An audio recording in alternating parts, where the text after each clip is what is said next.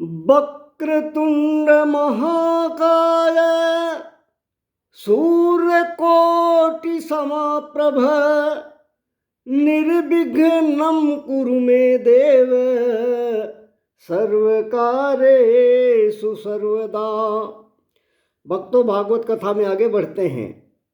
जब प्रियव्रत ने 7 दिन तक रात ही नहीं होने दी, तब प्रकृति में परिवर्तन देखकर, छेड़छाड़ देखकर ब्रह्मा जी प्रकट हुए और राजा प्रियव्रत को समझाते हैं ब्रह्मा जी कि प्रकृति की कोई चीज बुरी नहीं है।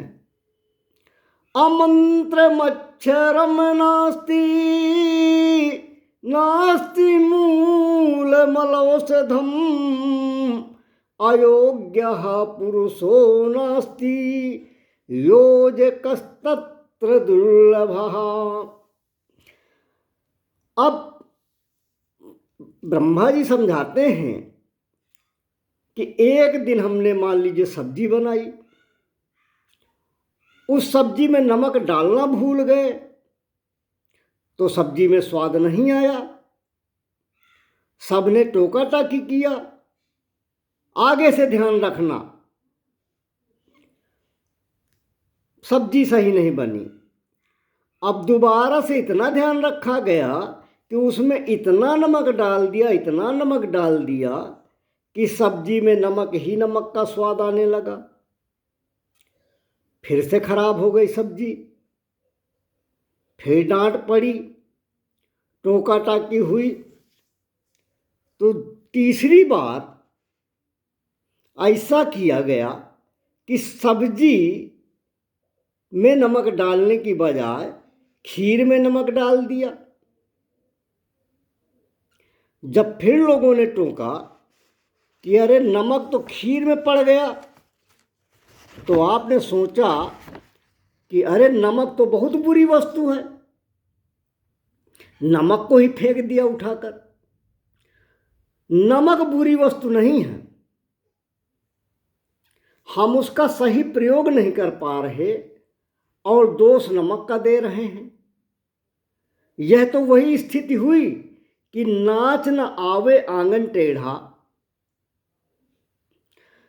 कहने का तात्पर्य है कि प्रकृति में जो भी वस्तुएं दी गई हैं उनका सही प्रयोग करें, उचित तरीके से प्रयोग करें, तभी प्रकृति की हर वस्तु फलदायी है। अनुचित प्रयोग करेंगे तो प्रकृति फलदायी नहीं होगी। प्रकृति की कोई भी चीज उसी तरह बेकार नहीं है जिस प्रकार से नमक बेकार नहीं है, किंतु नमक का अनुचित प्रयोग किया गया इसलिए वो बेकार हो गया। प्रकृति का आप सदुपयोग नहीं करेंगे तो प्रकृति भी आपको बेकार लगेगी। इसलिए प्रकृति का सदुपयोग करना जाने। रात और दिन दोनों का अपना अपना महत्व है। यहाँ तक कि काम क्रोध की भी उपयोगिता है। काम धर्म विरुद्ध हो जाए तो निंदा योग्य है और काम धर्म युक्त हो तो परमात्मा की विभूति है। प्रियव्रत ने ब्रह्मा जी की बात समझी और उन्होंने अपना हठ और दुराग्रह त्याग दिया। महाराज प्रियव्रत ने इस पृथ्वी में शासन करते हुए 7 द्वीपों और 7 सागरों की रचना की। अंत में प्रियव्रत ने वैराग्य धारण कर लिया और अपने एक एक पुत्र को एक एक द्वीप का राजा बनाकर वह विरक्त हो गए। पहला द्वीप जम्बूद्वीप है। इस द्वीप के राजा बने महाराजा आग्नेय। महाराजा आग्नेय ने ब्रह्मा जी की सभा की गायिका पूर्वचित्ती नामक अप्सरा से विवाह किया, जिनसे 9 पुत्र क्रमशः नाभि, किम पुरुष, हरिवर्ष, इलाव्रत, रम्यक, हिरण्मय, कुरु, भद्राश और केतुमाल हुए।